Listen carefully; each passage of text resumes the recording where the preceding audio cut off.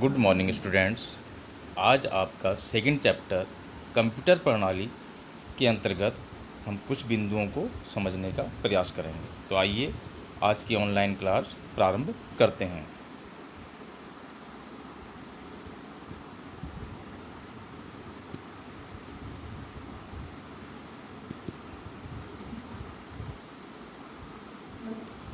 विद्यार्थियों, information technology के अंतर्गत आपका जो सेकंड चैप्टर है उसका नाम है कंप्यूटर सिस्टम या कंप्यूटर प्रणाली।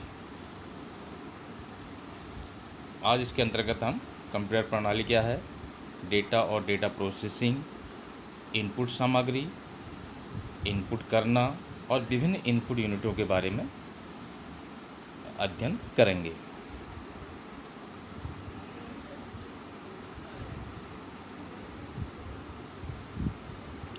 कंप्यूटर प्रणाली।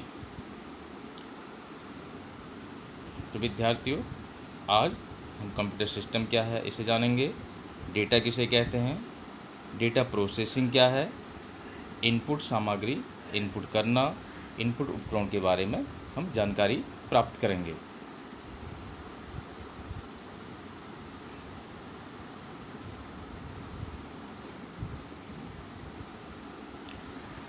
विद्यार्थियों, वास्तव में हम कंप्यूटर शब्द का प्रयोग कंप्यूटर सिस्टम के लिए करते हैं। जब हम कंप्यूटर की बात करते हैं तो कंप्यूटर सिस्टम ही होता है और कंप्यूटर सिस्टम के मुख्य रूप से दो घटक होते हैं। नंबर 1 हार्डवेयर, जिसे आप कलपुर्जे अथवा मशीनरी कह सकते हैं, और नंबर 2 सॉफ्टवेयर, जो कलपुर्जों को चलाने में प्रयुक्त विचार या जिन्हें हम निर्देश कहते हैं। तो हम सभी जानते हैं कि कंप्यूटर एक इलेक्ट्रॉनिक मशीन है जो दिए गए डेटा पर प्रोसेसिंग कर हमें सूचना प्रदान करती है। और कंप्यूटर केवल एक हार्डवेयर से मिलकर नहीं बना है और ना ही सॉफ्टवेयर। यह एक पूरा सिस्टम है जिसमें इसके सभी कंपोनेंट्स काम करते हैं। अगर कोई भी कंपोनेंट्स नहीं होता है तो कंप्यूटर का उद्देश्य की पूर्ति नहीं हो पाती है। तो जिस प्रकार से हमारा विद्यालय एक तंत्र है, विद्यालय एक प्रणाली है जिसका उद्देश्य है आपको शिक्षित करना। अगर उसमें जो भी उसके कंपोनेंट्स हैं, जैसे अध्यापक हैं, विद्यार्थी हैं, फर्नीचर है, स्कूल की बिल्डिंग्स हैं और शिक्षण सामग्री है, अगर इनमें से किसी एक का भी अभाव होता है तो विद्यालय के उद्देश्य की पूर्ति नहीं हो पाएगी। माना कि वहाँ पर अध्यापक हैं लेकिन विद्यार्थी नहीं है, तब भी विद्यालय के उद्देश्य की पूर्ति नहीं हो पाएगी। और अगर आपके बिल्डिंग्स नहीं है तब भी नहीं हो पाएगी, और शिक्षण सामग्री नहीं है तब भी उद्देश्य की पूर्ति नहीं हो पाएगी। इस तरह से कंप्यूटर प्रणाली में यानी कंप्यूटर सिस्टम के अंतर्गत कंप्यूटर के हार्डवेयर, सॉफ्टवेयर, यहाँ तक कि यूजर भी इसमें शामिल किया जा सकता है। ये सभी मिलकर कंप्यूटर सिस्टम बनाते हैं।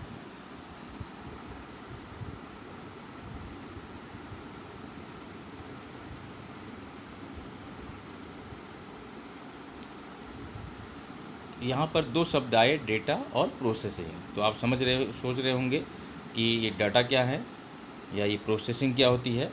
तो आइए पहले इनको समझते हैं।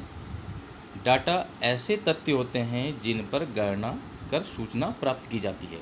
यानी ये असिद्ध तथ्य हैं। अभी इन तथ्यों पर जब गणना की जाएगी तो इनसे कुछ जानकारी प्राप्त होगी, इससे इन्हें हम डाटा कहते हैं। तो ऐसे तथ्य जो अभी सिद्ध नहीं किए गए हैं, ये अंक हो सकते हैं, व्यंजक हो सकते हैं, और इन अंकों, तथ्यों अथवा व्यंजकों पर गणना करके सूचना प्राप्त की जाती है। प्रोसेसिंग इसमें जैसे हमने आप देख रहे हैं कुछ अक्षर, इसमें लॉ है, क है, म, या आपका 1 2 3 4, इस तरह से ये आपके डेटा कहलाएंगे। प्रोसेसिंग, तो प्रोसेसिंग क्या है? प्रोसेसिंग का तात्पर्य है गणना करना। जब डाटाओं पर कोई गणना की जाती है तो उसे हम प्रोसेसिंग कहते हैं। तो आइए इन दोनों को हम आगे समझते हैं।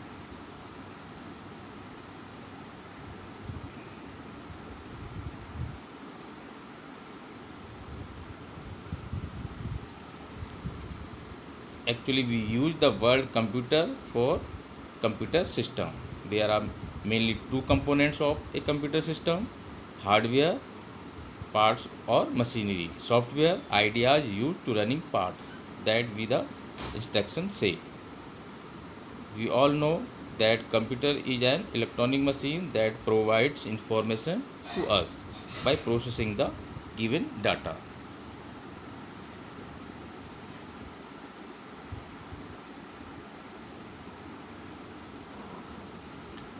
Now you must be thinking that what is data and processing. So let us first understand them.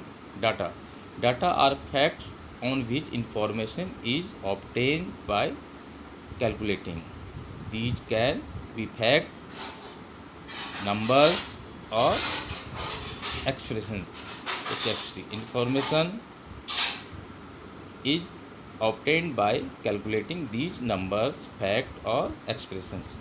For example, ma, ko, lo, or 1, 2, 3, etc. are examples of data. Processing.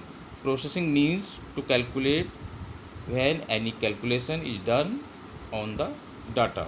It is called processing. Let us understand these two further.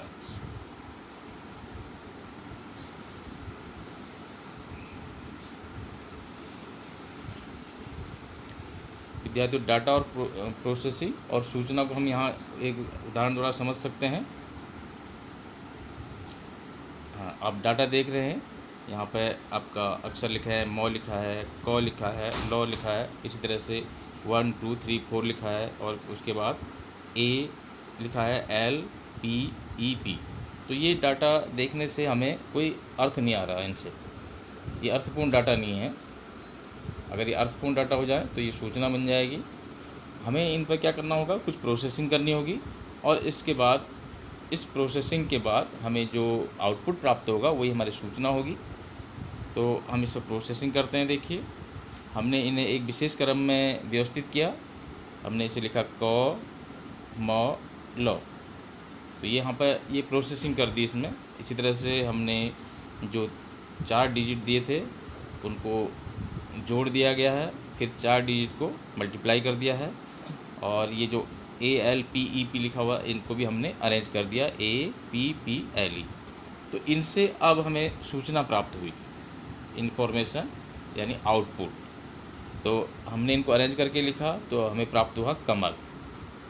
तो ये एक अर्थपूर्ण data बन रहा है। कमल या फूल हो सकता है, कमल भी किसी व्यक्ति का नाम हो सकता है। इसी तरह से टोटल हमने निकाला, तो इन अंकों का योग हमने निकाला, 10 आ गया, और हमने इनको मल्टीप्लाई किया, उसका जो मल्टीप्लाई निकल के आया 24 आया, और हमने जो अल्फ़ाबेट हमने अरेंज किए थे उसके मीनिंग बन रही है एप्पल। तो इस तरह से डाटा जो है उनसे हमें कोई सूचना विशेष रूप से प्राप्त नहीं हो पाती है जब तक कि उन पर कोई प्रोसेसिंग नहीं की जाए। जब हम उस पर प्रोसेसिंग कर देते हैं तो वो अर्थपूर्ण डाटा बन जाता है, जिसे हम सूचना या आउटपुट कहते हैं।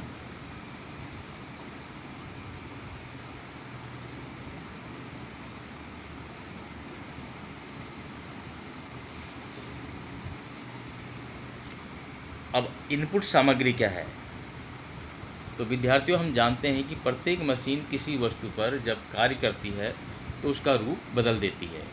जैसे कार है, कार में आप क्या करते हैं, पेट्रोल को ऊर्जा में बदल देती है जिससे वह सड़क पर दौड़ने लगती है। अतः यहाँ पर पेट्रोल कार के लिए इनपुट सामग्री है। ठीक उसी प्रकार कंप्यूटर को जो डाटा गणना करने के लिए दिए जाते हैं वह उसके लिए इनपुट सामग्री होती है। अतः डाटा ही इनपुट सामग्री है। जो भी आप कंप्यूटर को निर्देश दे रहे हैं वो उसके लिए इनपुट सामग्री है। वो आपके अंक हो सकते हैं, अक्षर, शब्द, चित्र, या आवाज़ हो सकती है, साउंड हो सकती है। तो वो सब उसके लिए डाटा है जिस पर उसको प्रोसेसिंग करने की ज़रूरत पड़ती है, और प्रोसेसिंग करने के बाद वो परिणाम देती है जिसे आप आउटपुट कहते हैं। और इनपुट करना क्या कहलाएगा? डाटा को इनपुट उपकरण द्वारा मशीन तक पहुंचाना या सीपीयू तक पहुंचाना, इसे आप इनपुट करना कहेंगे। जैसे कीबोर्ड से टाइप करके संदेश पहुंचाना, माउस द्वारा क्लिक करके किसी कमांड को एक्टिव करना, जॉयस्टिक द्वारा गेम खेलना आदि इनपुट करना कहलाएगा।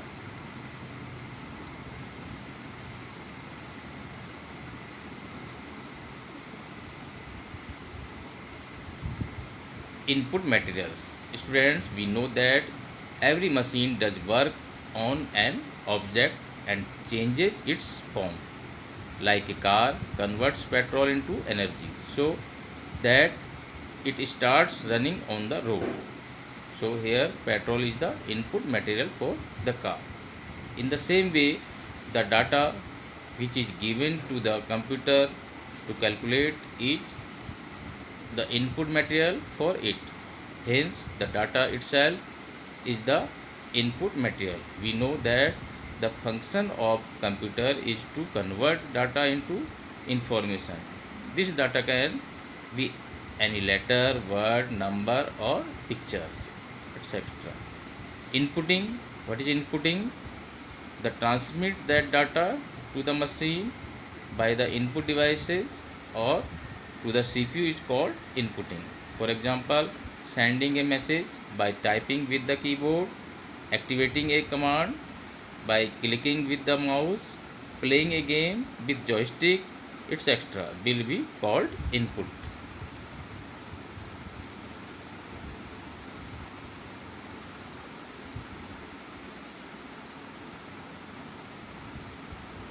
अब हम बात करेंगे इनपुट यूनिट की। तो कंप्यूटर के वे सभी यूनिट जिनकी सहायता से डाटाओं को सीपीयू तक पहुंचाया जाता है उन्हें इनपुट यूनिट कहते हैं। तो ऐसे उपकरण जिनके द्वारा हम विभिन्न डाटाओं को सीपीयू तक पहुंचाते हैं उन्हें हम सब कंप्यूटर के इनपुट यूनिट कहते हैं। जैसे कीबोर्ड से टाइप करके निर्देशों को सीपीयू तक पहुंचाया जाता है, इसी प्रकार माउस जो है विंडो आधारित इंटरफेस के लिए तैयार किया गया है जिसकी सहायता से क्लिक करके निर्देशों को एक्टिव किया जाता है। और इसके अतिरिक्त बहुत सारे इनपुट उपकरण हैं, जो कुछ इनपुट उपकरणों का यहाँ विवरण दिया गया है। स्कैनर है, MICR है, OMR है, जॉयस्टिक है, punch card, light pen, bar code reader आदि। तो इनके बारे में हम आगे अध्ययन करते हैं।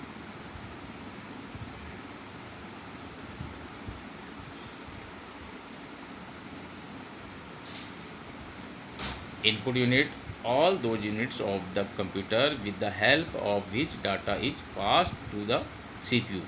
They are called input unit. For example, by typing from the keyboard, the instructions are delivered to the CPU. Similarly, the mouse is designed for Windows-based interface with the help of which the instructions are activated by clicking. Other input devices are as follows: scanner, MICR, OMR, joystick, punch card, light pen, barcode reader, etc.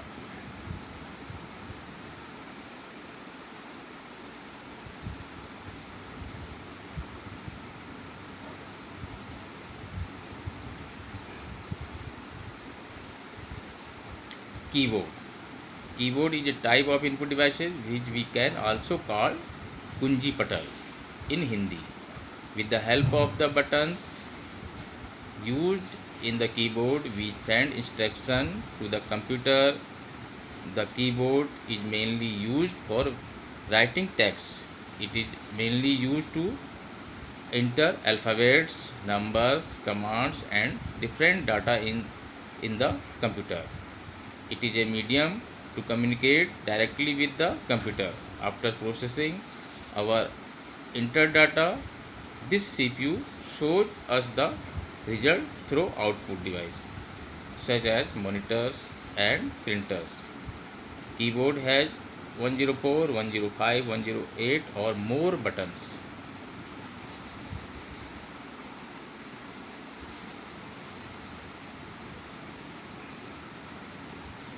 यहाँ चित्र में आप keyboard देख पा रहे हैं। इस keyboard में आप देख रहे हैं बहुत सारे कीज है। इसमें फंक्शन कीज हैं, एस्केप की है और ईमेल और वेब यूज करने के लिए आपके की दी हुई हैं। स्टेटस लाइट से आपका डायरेक्शन कीज हैं, न्यूमेरिक कीपैड है। तो बहुत सारे कीबोर्ड में आप कुंजियाँ देखते हैं, कीज देखते हैं जिसका अलग अलग वर्क होता है।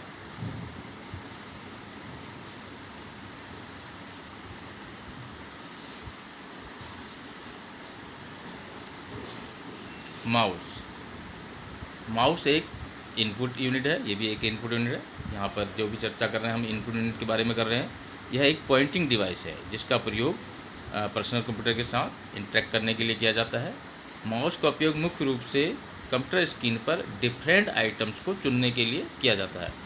उनके विषय में जानने तथा उन्हें खोलने एवं बंद करने के लिए किया जाता है। कोई भी टॉपिक आपका स्क्रीन पर है, उस पर आप क्लिक करके आप जो है लेफ़्ट क्लिक करके उसे आसानी से खोल सकते हैं। माउस का प्रयोग करके उपयोगकर्ता कंप्यूटर को कोई कार्य करने के लिए निर्देश देता है। इसके द्वारा एक यूज़र कंप्यूटर स्क्रीन पर कहीं भी पहुंच सकता है।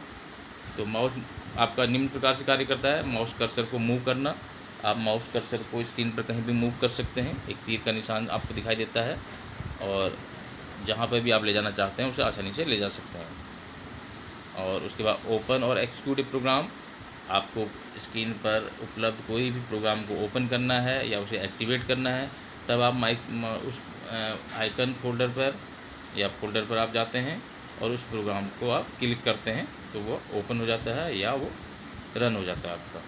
सेलेक्ट माउस का प्रयोग करके आप माउस द्वारा टेक्स्ट को सिलेक्ट कर सकते हैं, विभिन्न ऑब्जेक्ट को सिलेक्ट कर सकते हैं।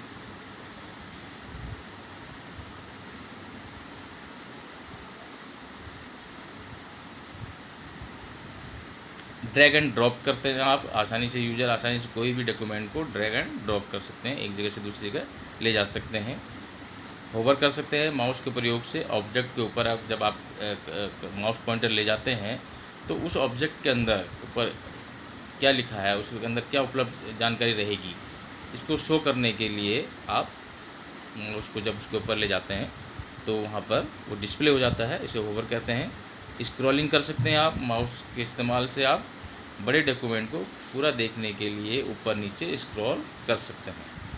तो वर्तमान में अनेक प्रकार के माउस हैं, जिसमें आपके सीरियल माउस है, PS2 माउस है, USB माउस है। इनका प्रयोग हम अपने कंप्यूटरों में इनपुट डिवाइस के रूप में करते हैं।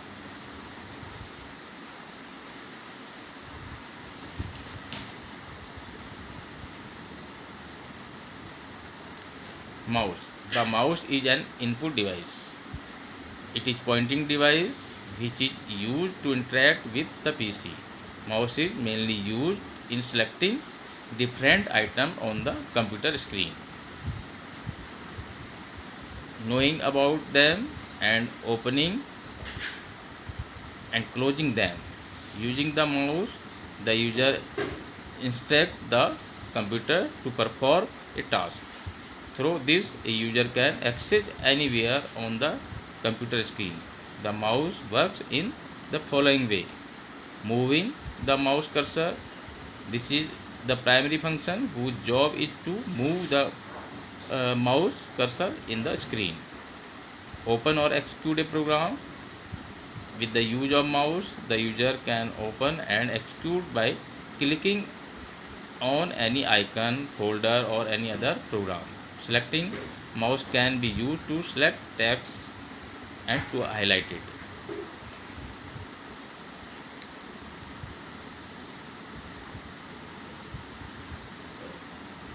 Drag and drop.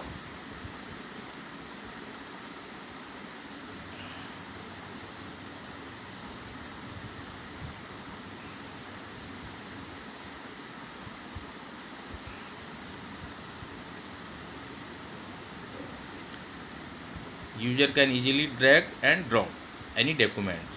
Hover. You can hover over the object using the mouse. Hover means that when you bring the cursor over an object, then whatever information is available regarding it will show. Scroll. Using the mouse, you can scroll up and down to see the large document in full. Mouse type. Multiple types of mouse are available at the same time. Serial mouse, PS2 mouse, USB mouse.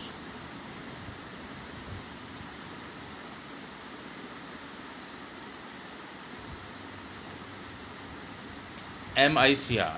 तो MICR का पूरा नाम है magnetic ink character recognition होता है इसका पूरा नाम।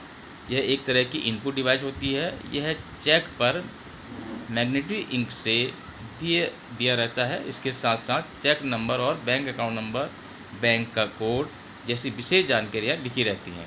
MICR कैरेक्टर रिकॉग्नाइजेशन टेक्नोलॉजी पर आधारित एक डिवाइस है। इसमें एक स्कैनर लगा रहता है जिसकी सहायता से कैरेक्टर को रीड किया जाता है। चेक पर लिखने वाले फ़ॉन्ट एक विशेष प्रकार के प्रिंटिंग फ़ॉन्ट में होते हैं। तो MICR का काम है चेकों को चेक करना कि चेक आपके सही है या नहीं है। बैंकों में इसका यूज होता है।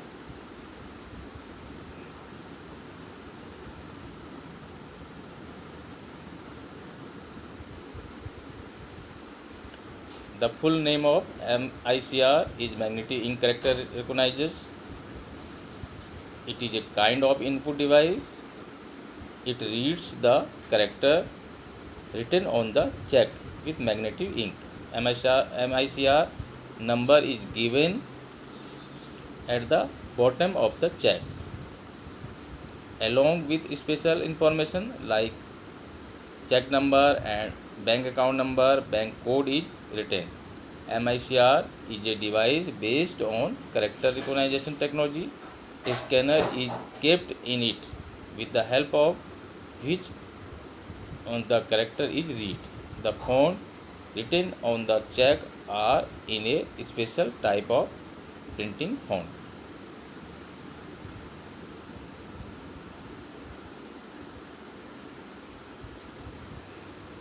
आप स्क्रीन पर देख पा रहे हैं MICR को। तो इस तरह से एक मशीन होती है जो बैंकों में चेकों को देखती है कि वो उनकी वैलिडिटी है वो सही है।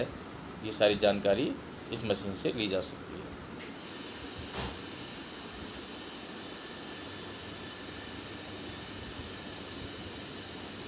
OMR, तो OMR भी एक इनपुट डिवाइस है जिसे ऑप्टिकल मार्कर रीडर भी कहते हैं। यह एक इनपुट आपके डिवाइस है। इसका उपयोग किसी विशेष प्रकार के चिन्ह को पढ़ने के लिए किया जाता है। इसका यूज आप देखते हैं ज़्यादातर एग्ज़ाम शीट को चेक करने के लिए किया जाता है। इस सीट पर पेन या पेंसिल से भरे हुए गोले होते हैं। आपका जो है 4 विकल्प होते हैं, 4 में से आपको एक भरना होता है और जब आप वो सीट जमा कर देते हैं तो उस सीट को इस OMR मशीन द्वारा चेक किया जाता है। तो OMR सीट को आप जो है इस एग्ज़ाम शीट को आप OMR शीट भी कहते हैं। इस OMR शीट को OMR मशीन से प्रकाश डाला जाता है। इसमें लगा जो स्कैनर होता है इन चिन्हों को रीड करता है और अपनी मेमोरी में सेव डाटा के अनुसार उसे मैच करता है। फिर उसके बाद हमें उसका रिजल्ट दिखाई देता है। तो इस तरह से ये OMR मशीन जो है OMR शीट को चेक करने के लिए उपयोग में लाई जाती है। आजकल सारे एग्ज़ाम जो हैं आपके इस OMR शीट पर ही लिए जाते हैं, जिसमें आपको गोलों को भरना होता है और उसको आसानी से इस मशीन द्वारा चेक कर लिया जाता है और तुरंत आपका नंबरों को उसमें काउंट किया जा सकता है।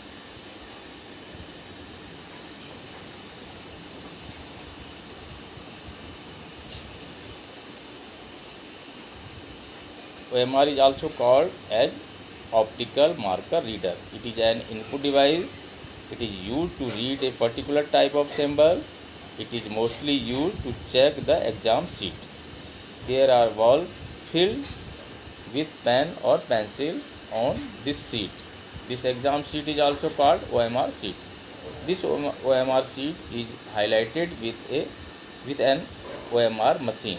The scanner in it reads those symbols and matches it according to the data saved in its memory. Then after that we see its result. आप स्क्रीन पर OMR मशीन देख रहे हैं। इसमें इस तरह से ये OMR शीट डाली जाती है और ये तुरंत काउंट करके आपके नंबरों को शो कर देता है।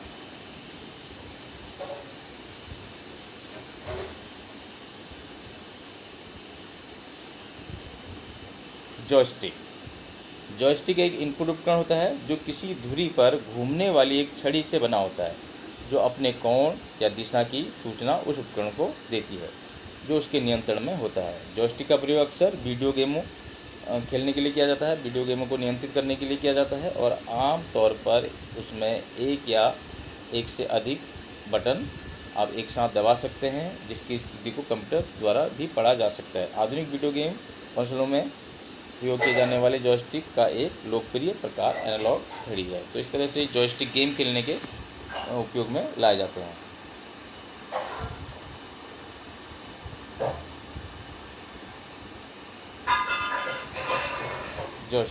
Joystick is an input device composed for a stick rotating on an axis which inform its angle or direction to the device which is under its control.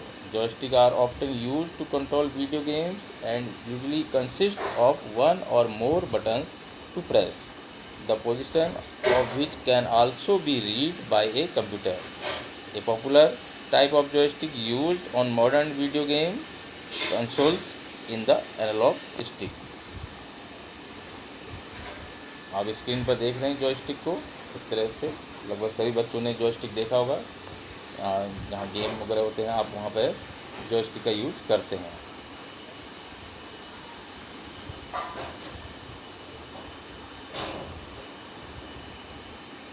Light pen जो कि एक नॉर्मल पेन जैसा ही दिखता है, एक Poynting input device है जिसका उपयोग मोबाइल या कंप्यूटर के स्क्रीन में जो मेन्यू या पिक्चर डिस्प्ले होते हैं उसे सेलेक्ट करने के लिए किया जाता है। आपने आमतौर पर चुनाव के विश्लेषण के दौरान चुनाव के एंकर को कंप्यूटर के स्क्रीन पर एक विशेष प्रकार के लाइन बनाते हुए देखा, और इसी प्रकार से क्रिकेट मैच के दौरान विभिन्न प्रकार के पॉइंटेड फील्ड बनाते हुए देखे होगा। तो इन सब में लाइट पेन का उपयोग किया जाता है।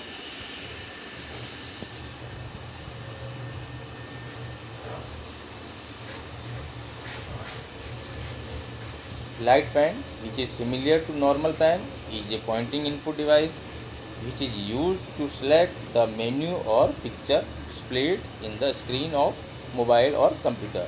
You must have commonly seen the election anchors making a special type of line on the computer screen during election analysis, and various type of pointed fields which are pointed in the shape of a circle during a cricket match. These in all the light pen is used.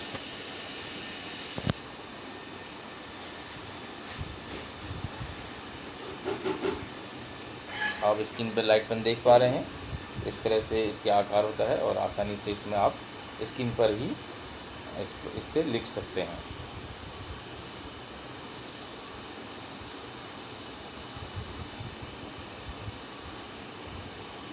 Bar code reader एक input device है जो कि किसी भी सामान पर लगे bar code को रीड करने का काम करती है। इस कोड में किसी भी वस्तु के बारे में सारी जानकारी होती है, जैसे कि उसकी कीमत, expiry date, manufacturing date, product number etcetera. Bar code कुछ अलग अलग मोटी, छोटी, पतली विभिन्न लाइनें होती हैं जो कि सामान की कोड संख्या तथा उसकी कीमत को बताती हैं। जिस कोडिंग पद्धति का प्रयोग बार कोड में किया जाता है उसे यूनिवर्सल प्रोडक्ट कोड यानी कि यूपीसी कहा जाता है। तो आप चाहे अपना पेन उठा लें, चाहे कोई भी वस्तु दिखा लें, आप साबुन उठा लें, उसमें देखें आपको लाइनें से खींची रहती हैं, वो आपके बार कोड होता है किसी भी कंपनी का, जिसमें उसकी सारी जानकारी होती है। और उस कोड को जिस मशीन द्वारा रीड किया जाता है उसे बार कोड रीडर कहते हैं।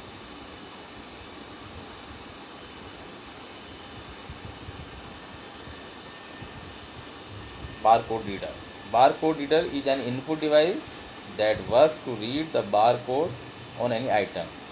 These code contains all the information about any object such as its price, expiry date, manufacturing date, product number, etc. Barcode, there are some different thick, small, thin, different lines which tell the code number of the goods or its price.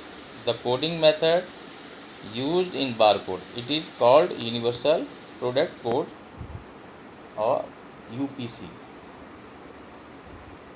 यहाँ पर आप देख रहे हैं screen पर बार code reader को। तो इस तरह की ये मशीन होती है जो आपका बार कोड को रीड कर लेती है।